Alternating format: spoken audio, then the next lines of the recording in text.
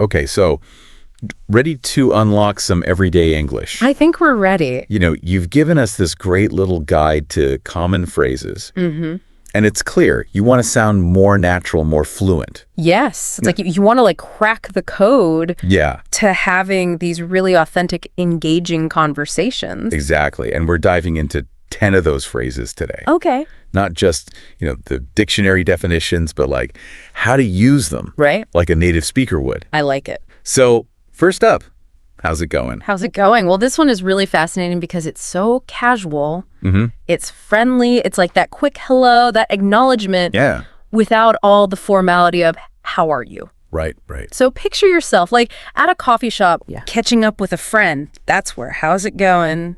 Just shines. So it's all about matching the tone to the Yeah. situation. Exactly. You wouldn't use it with, Right. like, your boss in a formal meeting. Definitely not. And here's another thing that's interesting. Okay. It doesn't always need a super detailed response. That's true. You can just say, good, you, or not bad, how about you? Yeah. It just keeps that conversation flowing. Keeps it nice and easy. Exactly. Okay, next up we have break a leg. Oh, break a leg. I've always loved this one. It's a good one. This, like, almost superstitious way Yeah. of wishing someone good luck.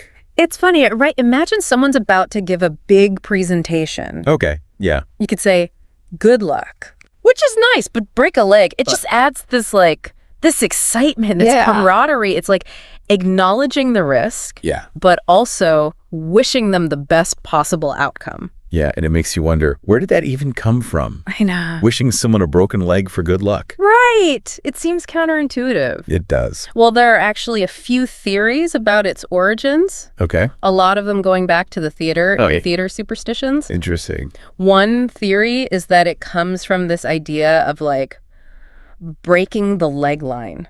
What did that mean? So it's when you get applause, like so enthusiastic that you're bowing so many times, Oh, wow. you actually might break a leg. Wow.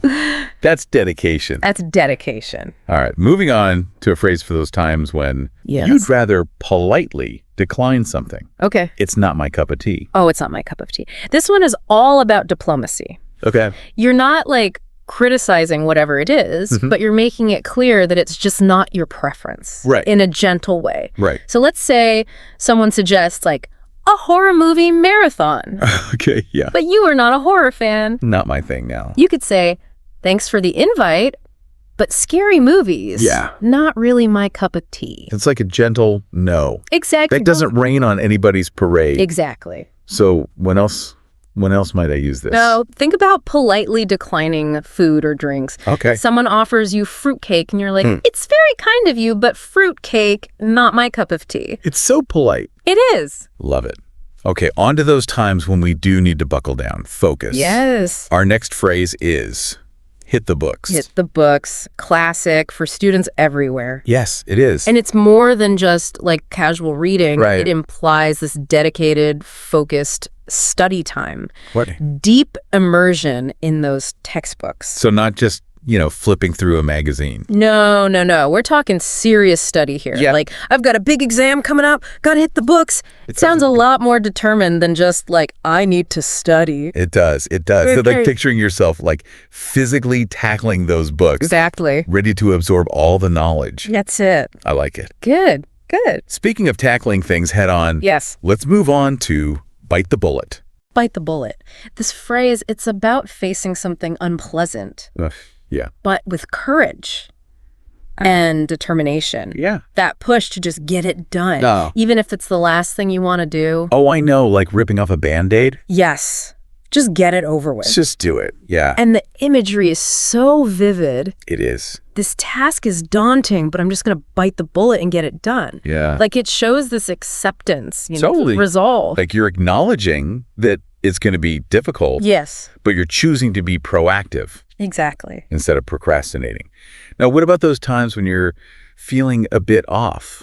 Oh, okay. That's where under the weather comes in handy. Under the weather. This is a great example of a euphemism. Okay. It's a gentler way, a more poetic way, I think, Okay. to saying you're not feeling well. Yeah, it's like instead of just listing out all your symptoms, Right. it's like you're painting this picture with Yeah. words, you know? Yes. It's like a little rain, Yeah. maybe a storm cloud overhead. And that vagueness, I think, is really its strength. Yeah. Like, you're saying you're not feeling your best, Right. but you don't have to go into detail. Yeah.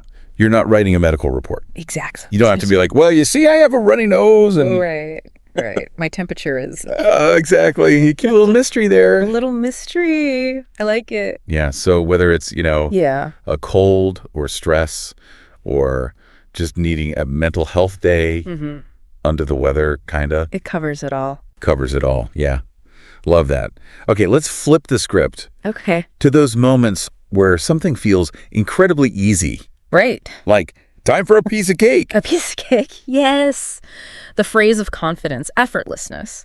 Yes. It's not just easy. right. It's like enjoyable, effortless. Absolutely. Like you could do it blindfolded. Yeah, it's like that feeling of satisfaction Yeah. when you nail something Yes. without breaking a sweat Exactly. and just like a delicious piece of cake. Mm-hmm. It just adds a little sweetness to the accomplishment. It does. It does. Think about completing a work task or you finish a workout. Yeah.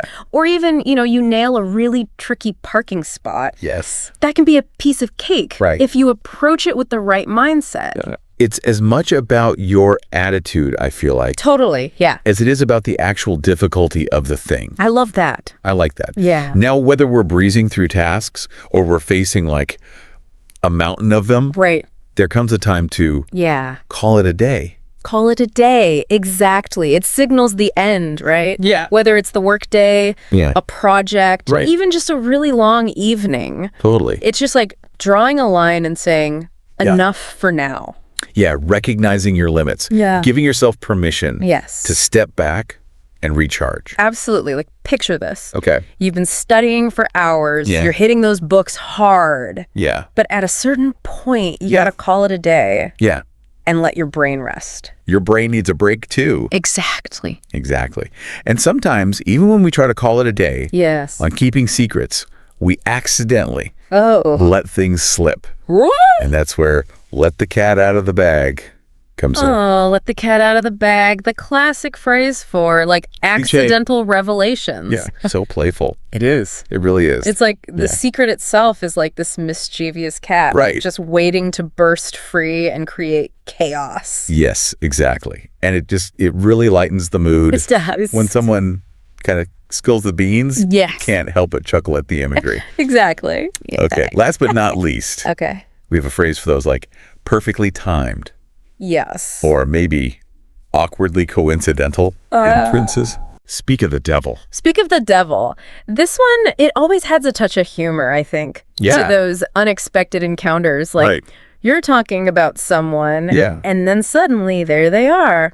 It's like they could sense it I know, that we were talking about them right? and they just had to make their grand entrance. Exactly. Exactly. Like we're talking about someone and boom, they magically appear. Right, like they just materialized. So as we kind of wrap up our deep dive into these everyday English phrases, Yes. what are your final thoughts? Well, it's remarkable how these phrases, Yeah. they seem simple on the surface, Right. but they really give us this glimpse Yeah. into the cultural side of the English language. Yeah, it's like these little, like you said, windows into how kind of the playfulness, the humor, all of that. It's those little quirks Yeah, exactly. that make it so interesting. Yeah, it's not just about, Right. speaking like correctly. Right, exactly. It's about speaking in a way that Yeah. feels natural, Yes. engaging, Yes. a little bit whimsical at times. Exactly. And I think as you become more comfortable using these phrases, Yeah. you'll find that not only do you understand others better, Right. but you can express yourself with so much more nuance, so much more confidence. Like you're adding these tools Yes. to your conversational toolkit. Yes. Love that. I love that. And remember, language is always evolving. That's true. Even native speakers are always learning new ways to use these phrases. Right. So embrace those quirks. Yeah. Have fun, experiment, Exactly. play with the language. And that wraps up our deep dive into everyday English. We explored, 10 phrases? 10 phrases? From casual greetings to, ways to express frustration, Yes. effortless ease. It's been a journey. It has. It's been so fun. It has. And I hope that you out there listening feel like you've got some new tools in your toolkit. You've got this. You do. You have everything you need.